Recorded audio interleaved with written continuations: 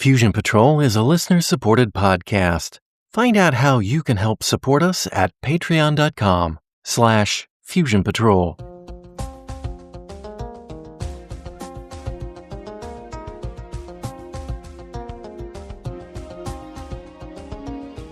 This is the Fusion Patrol podcast. Each week, we look at a different science fiction TV episode or movie and overanalyze it to within an inch of its life. Welcome to the discussion. Hello and welcome to another episode of Fusion Patrol. I'm Eugene. And I'm Simon.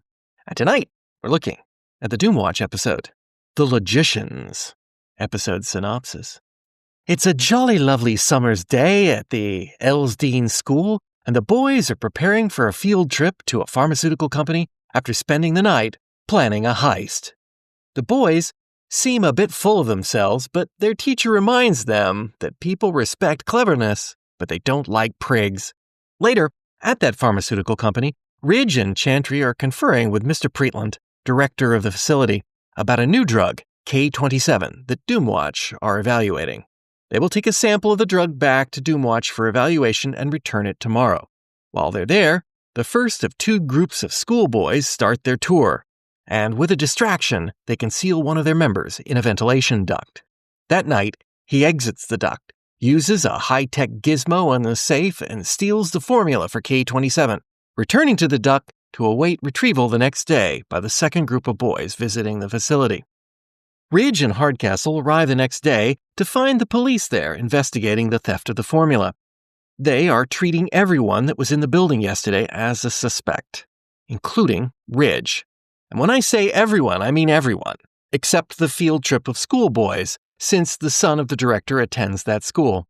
Ridge notices something suspicious in the director's office, but he doesn't mention it to the police. Instead, he and Hardcastle visit the school, where they see the children being trained in symbolic logic by a computer to work through problem-solving exercises. Ridge is apparently appalled at the amoral lessons and takes his concerns to Quist, who, upon learning that the visionary educator who set up the school died and passed control to his wife, gets a bit concerned too.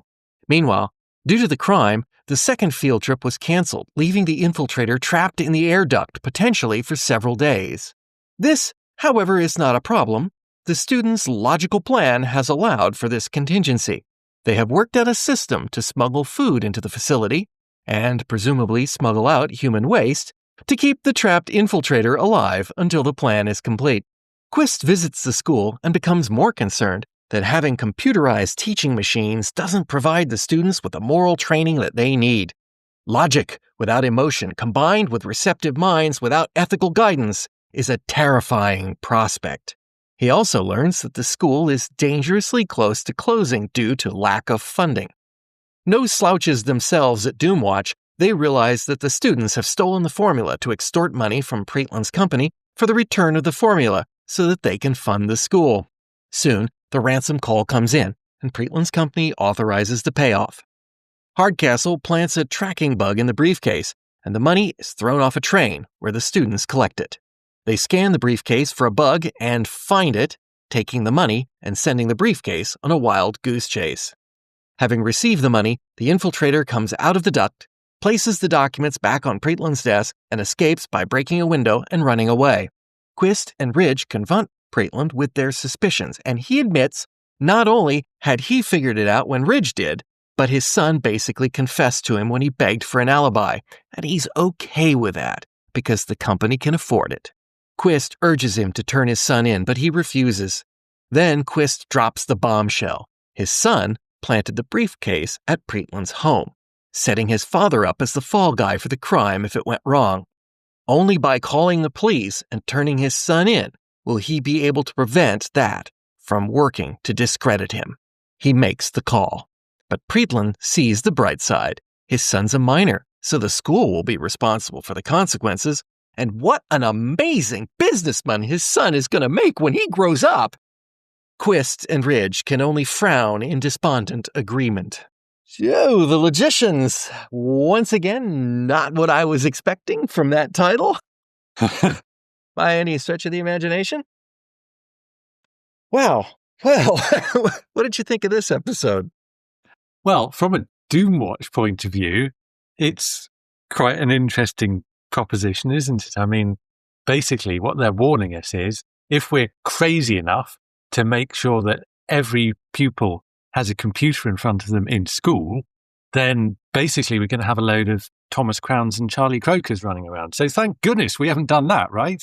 Right. Or, yeah. This this has a whole world of hurt to some. It's not so much the computers that bother me, although it does, because obviously they are drawing a line between logic and computers and amorality, or a circle around the three, I should say. I'm going to have to say that if we had kids who could come out of school, who could put together problem solving like that, that would be an enormous boon. And I'm not dismissing other aspects of it. I just feel like they've really singled out an incredibly important skill that we should be teaching people and say, you do that, and we're just going to have a bunch of amoral, what's next? They kill people? I mean, he was going to destroy his father's life for the school. But once again, it's like the human time bomb.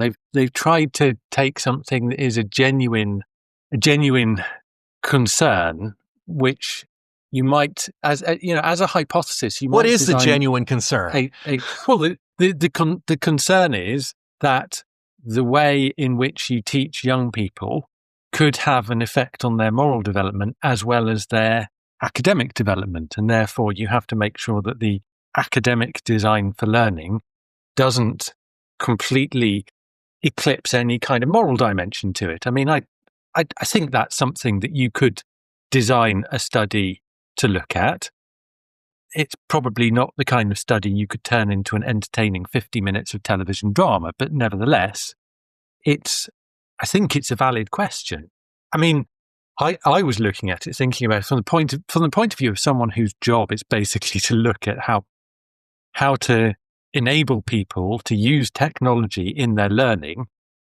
It was quite interesting, the kind of pedagogical approach that seemed to be being taken in the school, developed by the late founder, and which so alarmed Ridge at one glance, because he came away going, "Oh my God, we're somehow beating the morality out of these kids." But what I saw was actually, it was very far from being the kind of maybe the concern around the time around sort of Skinner's learning machines and these kind of very behaviorist approaches to how you should learn and therefore how technology should fit into that. And instead, what you got was something I thought was hugely more forward-looking to sort of social constructivist approaches, where what the students were doing was not something. It wasn't pure computation that they were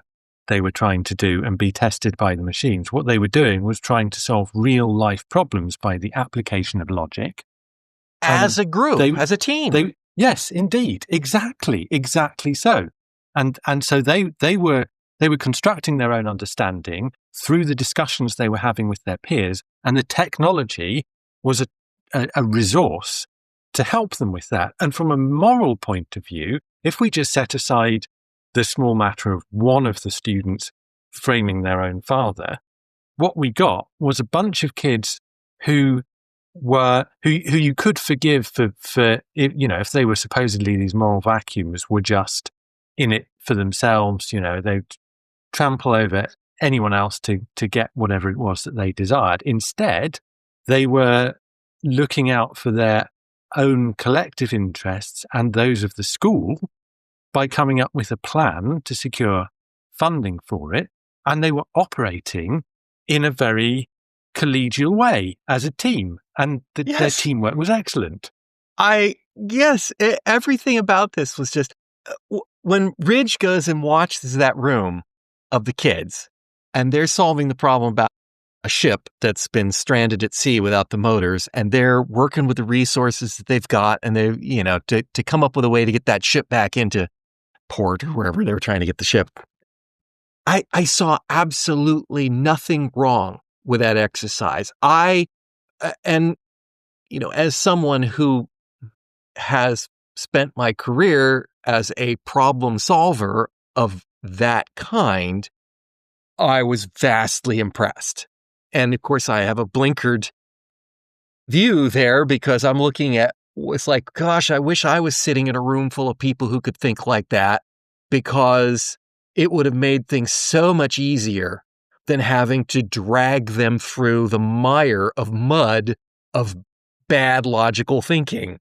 And so I see a team of people working together towards a valid problem, and I don't see any problem with that skill. Furthermore, I don't see that it automatically excludes morality. They are working towards it has to do with the questions that they put to them. Here they are trying to solve saving a ship. That's a good thing. They're not putting it towards, how do I save my life to get off the ship at the exclusion of all the others? Or how do I rob a bank?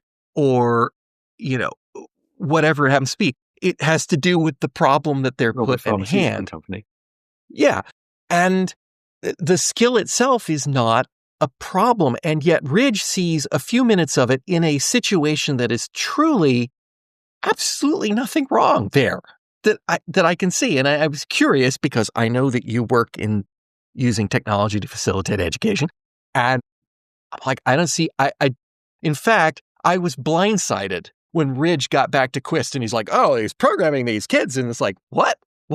How did you not come away from that impressed? How did you not go? I mean, I could see you come back and go, that was amazing. What those kids was doing was amazing. But consider, that means they have the skills to plan something like this. So, but I wouldn't automatically jump to the conclusion that would lead them to causing things like this, to doing things like this. Does that make sense? Well, it not only makes sense, I think I would go further in that what you're observing is a learning activity taking place. It doesn't matter what kind of technology is in the room so much as what kind of learning is taking place. And it may be that certain kinds of learning, they need some kind of technology to facilitate it. I would argue that what you saw in that room, it didn't need any special kind of technology to facilitate it. If they'd had to resort to, providing they'd had the books and the reference materials that they needed, they could have just looked it up, and it's a shortcut. Okay, I felt like the computer technology was just, bad technical understanding of what computers do. In that case, it was just computers not doing anything. But they're there. They're there to provide the imagery of this proposition that the students are being programmed by the teaching. Whereas, in fact, what I would argue is that you can program kids through the way you teach them without computers. If what you want to do is to get a kind of, you provide them with a stimulus and you get a Pavlovian response, then you can do that in all sorts of ways. It so happens that it's very easy to do that using machines, but that wasn't what we were seeing here. Now, I'm not arguing that using computers or using technology cannot have a deleterious effect on teaching, partly because it is so easy to fall into those traps, and partly because people are inclined to think in a very techno-determinist kind of a way. But that's not what we were seeing here. And I would point to all the other evidence that we see in this episode about the way these kids behave, about the way they treat each other, about the things that they care about and which they consider important, would suggest that these are not bad kids. They're not doing something that is totally morally repugnant. They're doing something wrong. I'm not, it's one of those things where if you have a heist movie and you want your protagonists to be sympathetic, even though they're committing a crime. And obviously, this was more of a problem in the era of the Lavender Hill mob and the Italian Job and so forth, that you can't condone it. But at the very least, what you can do is, rather than having them murder a security guard and steal a pensioner's life savings, you can have them hold to ransom a very rich pharmaceutical company, and no one loses out but the insurers. And I'm not saying that's give right. Give the money to charity, to old widows and orphans and things. Yeah. Or in this case, to the charitable institution happens to be an educational institution, which a lot of people would recognize as being a worthy cause. It's mentioned in the program that it receives donations. Yep. It's. I would still argue that it is an indefensible position morally. I don't agree that you can argue, well, we're just stealing from an insurance company and we're giving it to these old ladies and puppies or whatever. I'm not asking you to agree with that. No. I didn't say it was right. What I'm suggesting it just is makes it more sympathetic. Yeah, and that these kids are misguided, rather than doing something that is very obviously completely. I mean, what we would be looking at is something that is completely amoral. Would we be different if they were 30 years old? They were adults? Or are we giving them a slight pass because they're children? I think we are giving them a slight pass because they're children. I mean, I also think we're watching an entertaining heist, so we're falling into that same trap there. I think the problem with it, because I must say I did find the episode entertaining. I tend to like Dennis Spooner's stuff. He wrote a lot of New Avengers. He wrote some Avengers stuff. You'll know he did a number of Doctor Who's and created Randall and Hopker. He's an entertaining writer, and he's given us what is basically a heist, and it's got that classic kind of punchline to the opening where you have them planning the heist, but you can't see them, and then you start to discover they're kids. And that's so like it could have been an Avengers episode. Okay, I knew they were kids from their voices. God, these guys sound like kids. I wasn't clear that they were going to be in a school dormitory in their pajamas. Fair enough. I mean, they sounded useful, and I genuinely think that was the intended reveal, and it reminded me a little bit of like the couple of Avengers that were not in schools, but there was a couple in universities, probably particularly A Taste of History from season 4. But I think the point is that what Spooner had to do with this was cram it into the Doomwatch format.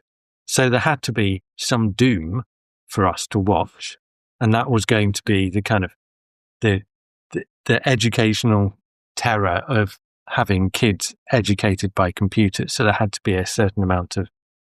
Do you not think that's interesting that you phrase it that way? Because I feel like these episodes are driven the other direction, and that instead of cramming the Doom into it, this is a well done, crafted way of turning something that's pretty esoteric into a good story. I'm not exactly saying you're cramming a heist into a story about the warnings of logic, but I just feel like it worked the other direction, that they came from that angle instead of, I've got this great heist story, now how do I make it Doomwatch? I know, I'll add. Oh, well, I mean, it may that logic, but it may have come from the other direction. But I think there's a mismatch in the sense that it doesn't organically fit together. What we've got are the Doomwatch players happening again to be in the place where something different is occurring from what it is that they were there for. So they were investigating one thing, and then John Ridge starts playing detective, and that's how they get involved in solving a crime. And Quist sort of goes off and does his interviewing of the new headmistress, and the kind of sad putting his head in his hands and, what has the world come to? I must ring the police and shop all these resourceful young students. Now, quick question before we drift too far from it. with regards to the morality of the issue. If Preatland's company hadn't paid, what would the kids have done? Because we're saying they're painting them as relatively sympathetic, because here it's almost a victimless crime like the insurance company. But if they had failed to get the money, would they have carried through on their threat to turn it over to a competitor? That's a good less question. Sympathetic. And I did wonder it. I did wonder. And in a way, the thing that points towards the possibility that they would do that is that they were ruthless enough, or at least Preatland Jr. was ruthless enough to frame his own dad, which it makes you think that he at least is somewhat morally deficient.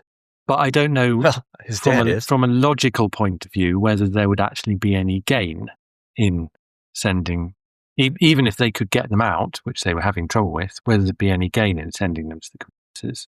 Well, I do think that the part of framing Preatland is absolutely not spur of the moment. That is part of the overall arching plan.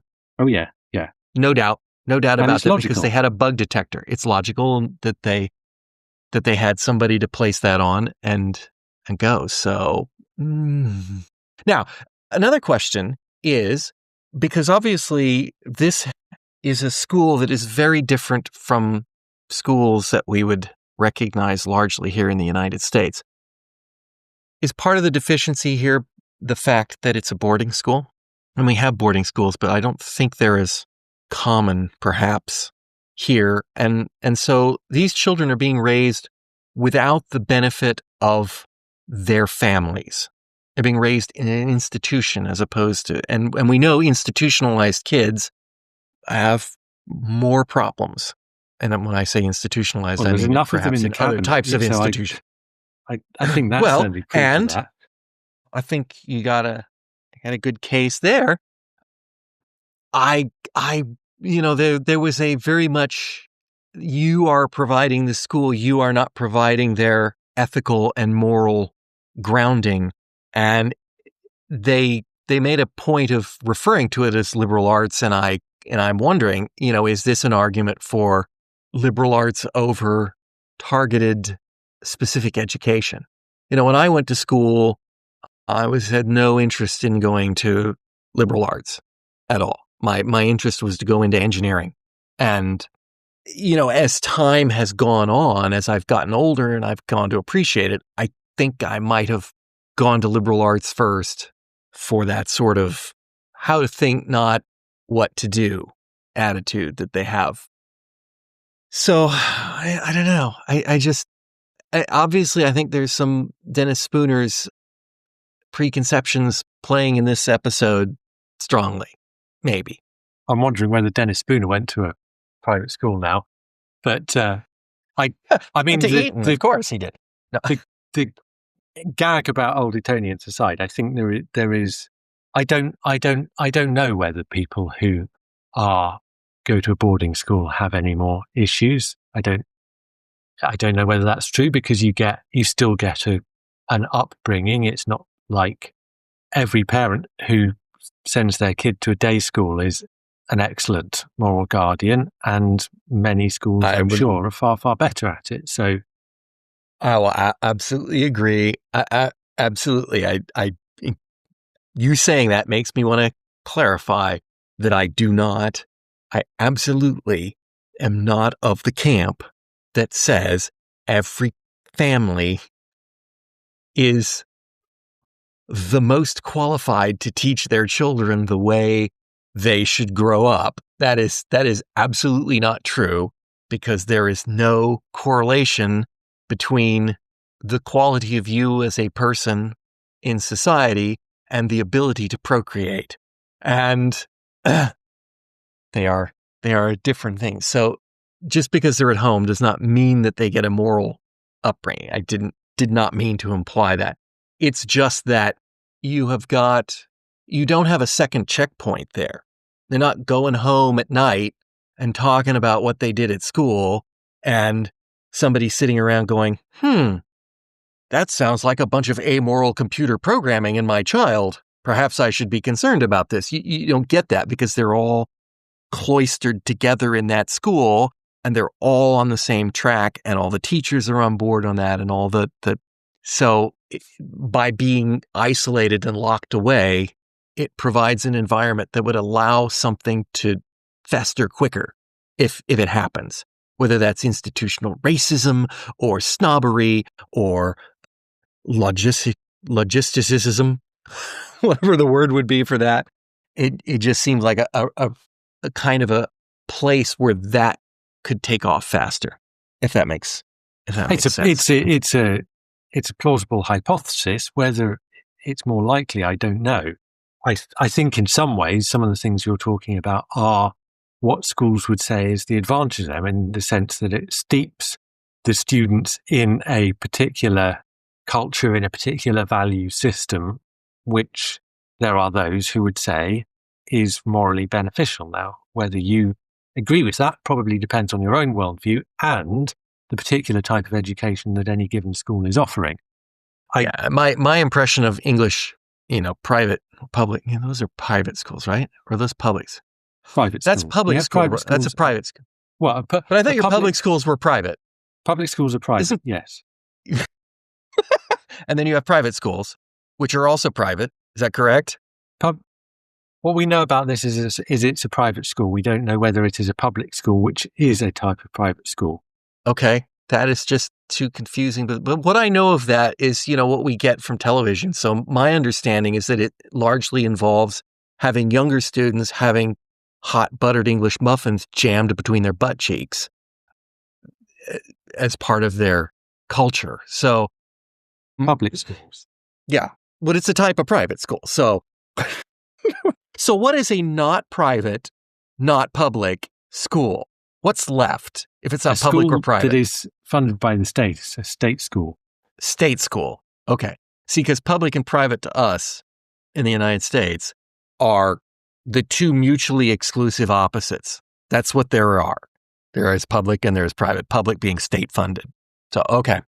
And that's why that gets so confusing, because those words just mean something totally different. All right. I have far more questions about public and private schools, but I'm not going to ask them. I'll catch that offline. Basically, if you forget, public schools are Charterhouse, Eton, Harrow, Rugby, Shrewsbury, Westminster, and Winchester.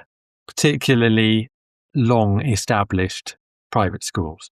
This is not a public school because we certainly get the impression that it's much more recently established. Well, in the 50s, I think they said. Yeah. And so, but we do know that it is privately funded. That is very explicitly stated. Mm-hmm.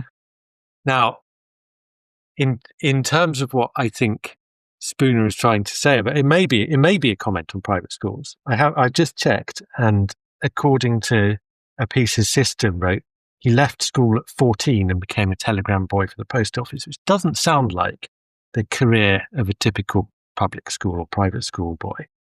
Correct. That would agree also with interesting. He went on to play for Leyton Orient, but that's another story. The comment that Ridge makes in this story about why he thinks that there is something wrong with these particular kids who are being educated with these computers is he says there's a sureness about them, a mental arrogance.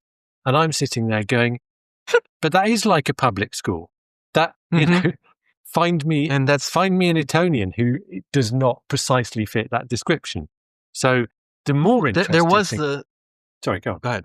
Oh, I was just going to say there is that line about people like cleverness, but they don't like prigs. There is somebody at the school telling them that there's a line that they need to tread between, and it does sound like it sounds like I want you to be the cleverest, smartest, most arrogant person in your mind that you need to be, that you can be, but you have to put on the show for the mundanes. And which is that's how I took that line. That still resonates now when you have people like Michael Gove saying people have had enough of X. Michael Gove being a cabinet minister for those of you across the pond who are fortunate enough to have managed to completely ignore British politics. But he's education, isn't he? He used to be. Oh, okay. And he said that the public are fed up of experts. That was his particular thing on why why we shouldn't pay any attention to the experts saying it would be an economic disaster to leave the European Union. So there is a sense in which from that line you get the idea that either somehow these kids have been hot-housed, maybe by the school, and that's why they are so much cleverer than their peers or anyone would expect them to be, just looking at a 15-year-old kid or whatever. Or it could be that the school is highly selective, which might explain why they have a sureness and a mental arrogance, and also why they're very good at planning heists, and why putting computers in classrooms, should we ever do such a crazy thing, might not result in a massive crime wave. So to me, the more interesting comment that he made there was that there is a lack of formal discipline within the school. And it's quite interesting that the kids are a bit dismissive of that. And I wonder whether that, because, I have had a slightly unusual education myself, and I wonder whether that comes about from, as a reference to Summerhill schools. Not that I went to one, but one of these schools where there are essentially no rules whatsoever and the kids can do whatever they like. Is it a Montessori school? No, no, very different. But the distinction you're making between the arts and the sciences may not actually be that. What's going on there is you are removing some of the formal structures about how you actually get the kids to demonstrate their understanding in a very prescribed kind of a way. So you're going to read about this and then you're going to do an exam on it, towards saying, here's a problem, solve it however you like, using whatever resources you know are available to you, which does produce some slightly different skills and independence in learning. And clearly they are then employing their ability to transfer those skills to different problems in order to say, how do we collect a ransom without getting caught? I know, we'll send a radio signal to someone on a train holding a suitcase. I'm gonna put out the thought that they are not a highly selective school, because the headmistress says they can't put the fees up because part of their founding philosophy is to make the education available to anyone. Why would that not make them highly selective? Well, if they're being highly selective, that makes it all the more important that they do that, because they're what we're talking about is selection based on ability. And if they didn't do what the headmistress said, but then that's not available to anyone. Ability, they would. That's not available to anyone. That's available to people who can pass the test, and that's not anyone. But that's what. That's how I took the term. About. That is what she's talking about, because if you say, well, we're going to be able to take people who are clever but able to afford it, and you've got so many places to fill, you're going to have to reduce your threshold for cleverness, because you've just narrowed the pool of possible applicants that you can appeal to. I suppose that's one way, I suppose that's one way of interpreting it. I didn't see it that way, but okay. So it's available to anyone that can take and pass the test, or whatever entrance criteria. So it's not the education; it's the test, or the entrance test criteria. Yeah, anyone that can pass that. It's anyone has access to the criteria. Not anyone has access to the education. Okay, again, that's probably down to the which in fairness is true of any school. Well, no school says we will take anyone who wants to come. Well, because they don't have the space. Yeah. Well, provided you have the space, but how you fill that space can be done differently. I know that the school that my wife teaches at, and these are very controversial schools anyway, so I don't need to get into that.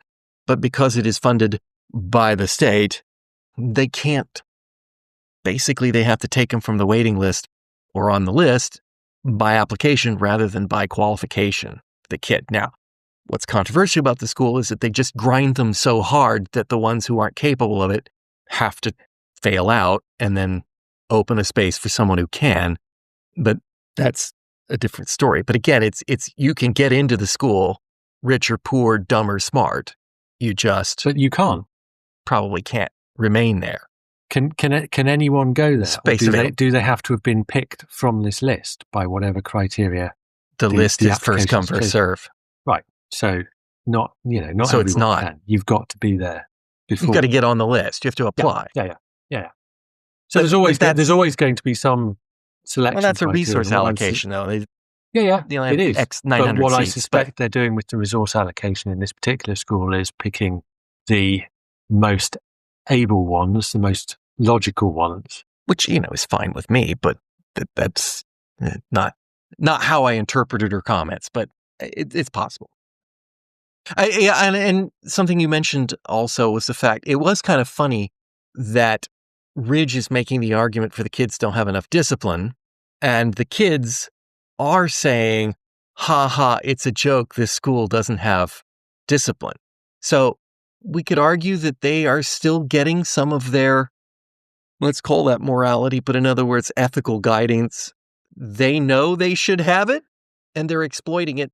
But so these kids are not operating in a vacuum. They're not operating in a vacuum. They can see things wrong. They can clearly tell that that's wrong about that school, the discipline.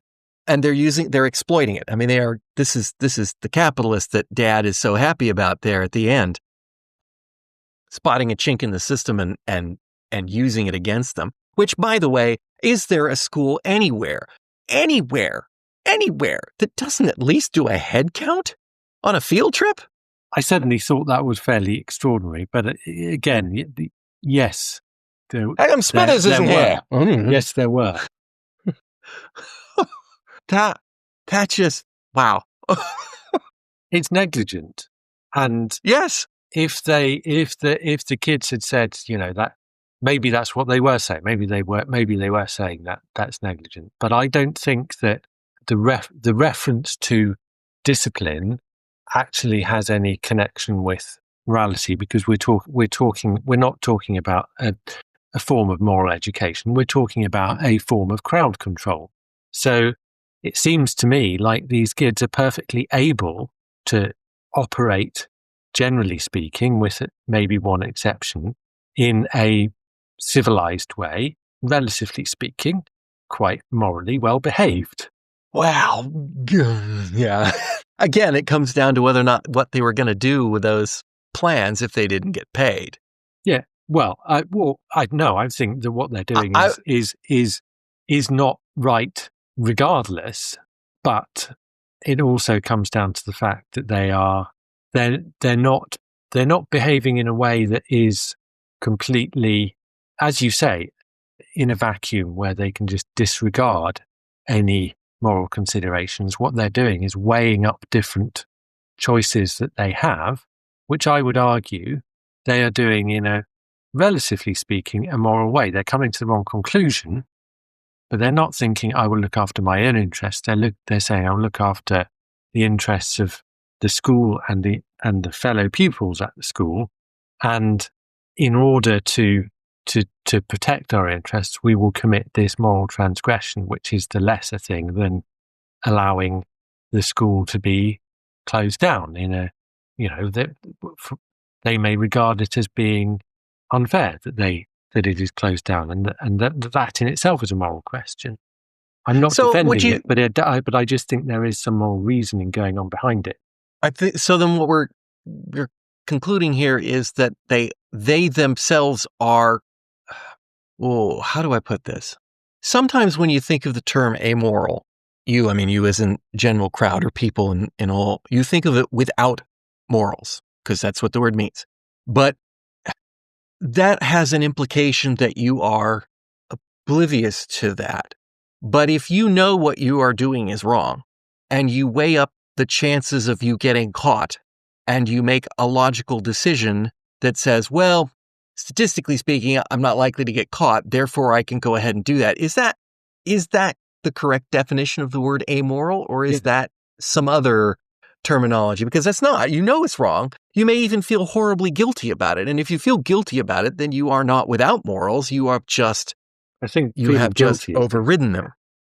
So, I didn't like the use of the word amoral in this, because I felt like these kids knew right and wrong. They just, the argument here is that they've made a quote unquote logical evaluation of the statistical chance of them getting caught, planned against it, and proceeded with an understanding that they might get caught, but probably don't think they will because they're too arrogant. But what that suggests is that anyone who is given the capability to avoid being captured or being caught for whatever transgression they may wish to commit will commit that transgression. So it's got to be something. The reason that they are able to carry out the heist without getting caught is because they go through all of the various permutations and work out contingencies, work out likelihoods and contingencies for each of them, so that it's all meticulously planned, and it goes well because they follow those plans very carefully and as an effective team. Why didn't they just break out the window and leave that night? Well, I'm not sure, but I'm not sure that... So much for their logical plan. That also doesn't necessarily affect the argument that what they are doing is not in any way influencing their moral capability or not, unless you believe that the only reason that most people behave in a moral way is because they're not capable of breaking the law and getting away with it. And that isn't what behaving in a moral way means. Wait, I thought the only reason people behaved in a moral way was because of fear of hell. I'm sure I've been told that. Well, same thing. Same, you're going to hell. When we get into these moral discussions, you've got the same issue there. So I'm struggling with the idea, like you, that these kids are amoral from the way that they behave on screen. They're described by Ridge et al. As being amoral. Ridge says they're programmed and they love it. But if we didn't have that commentary from the prigs in the Ministry of National Security Doomwatch team, we wouldn't know that, because that's not what's being shown to us on screen, in my opinion. Yeah, I kind of agree. And I will tell you that when Dad at the end says, "Oh, what an amazing businessman he's going to make someday," and Quist and Ridge just kind of glum, sort of like, "You're right, isn't he?" That thing. But I'm thinking, what an amazing team of scientists they could make working on important problems, or what an amazing team of people they could make working on social issues, or, all that we're lacking here is that concern, which is what the issue is, that they won't care about anything except what meets their immediate ends. But that self-interest. It's self-interest. It's more about self-interest than it is about morality, in a way, here.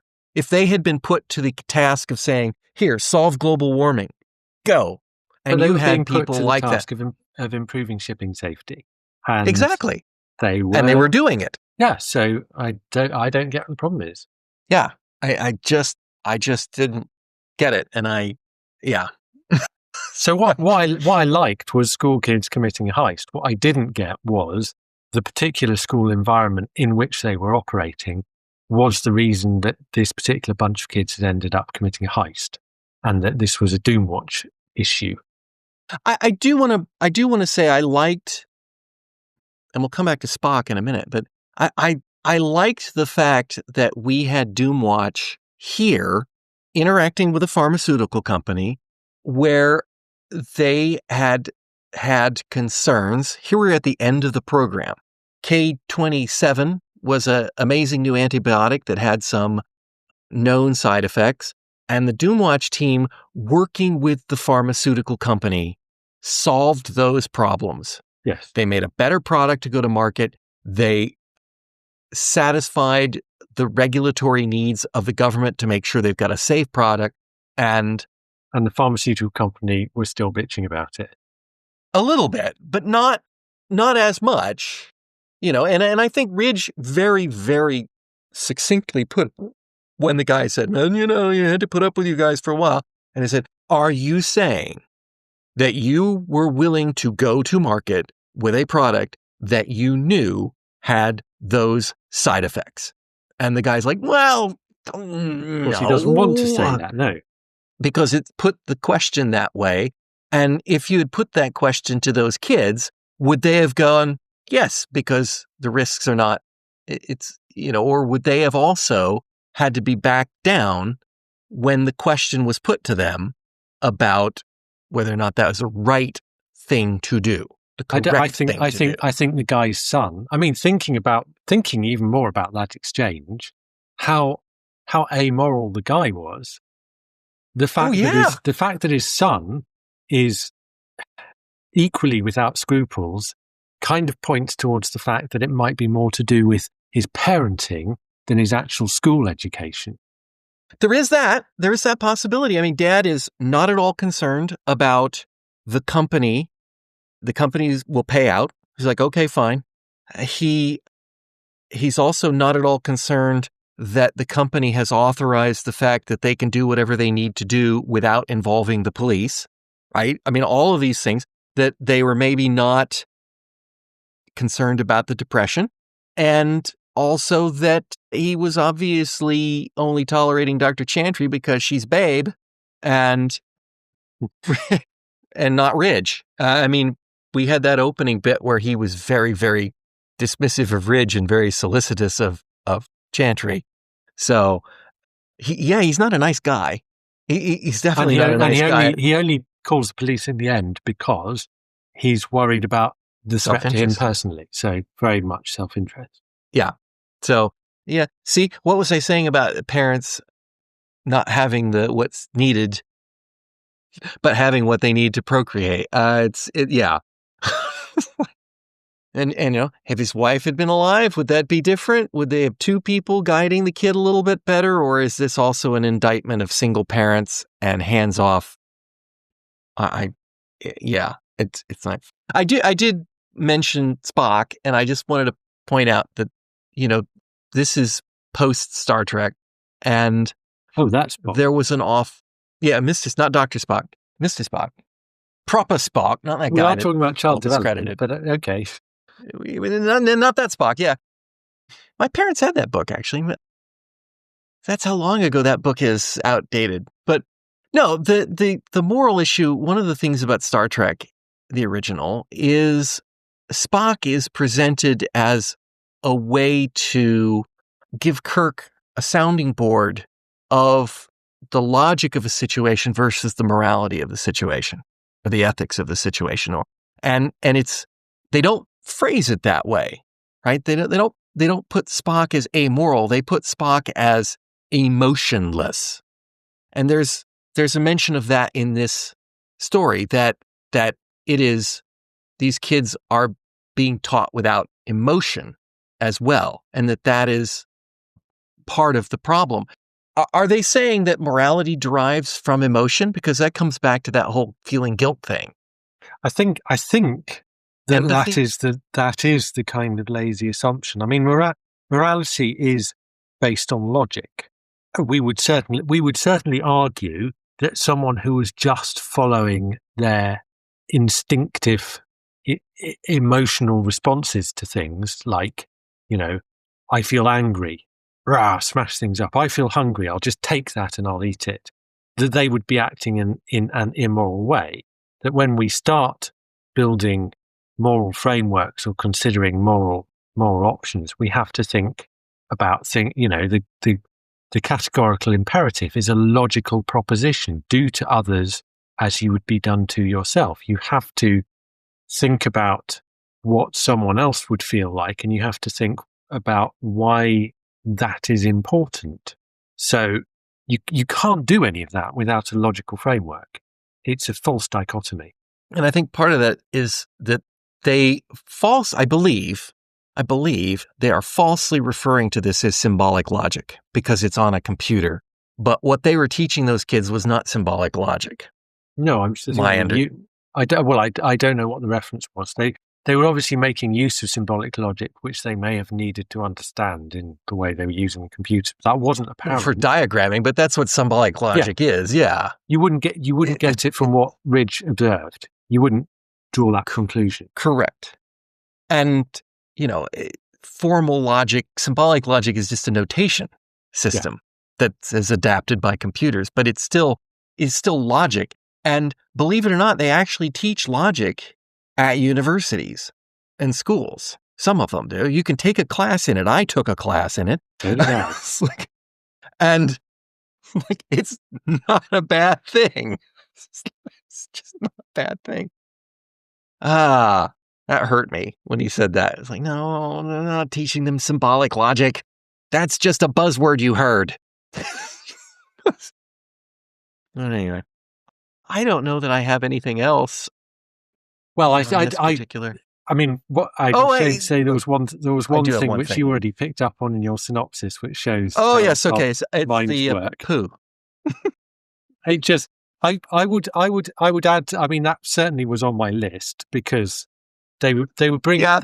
I wasn't clear how many days and nights he was there. They were bringing the guy food. They were bringing the guy water. He could only get out in the evenings, and I didn't see him going. I mean, I guess it could have been when we weren't filming, but he could have been off to use the conveniences. But I didn't also see anything at this school that suggested that the kind of physical endurance involved, physical and indeed mental endurance involved, would have been as easy for him as it appeared to be. He did complain a bit about getting bored at one point, but being in a confined space for days, effectively, certainly many hours' time. I mean, we're essentially talking about something that is used as a punishment in prisons and things. So how a 15-year-old manages to endure that, I didn't quite. I don't know.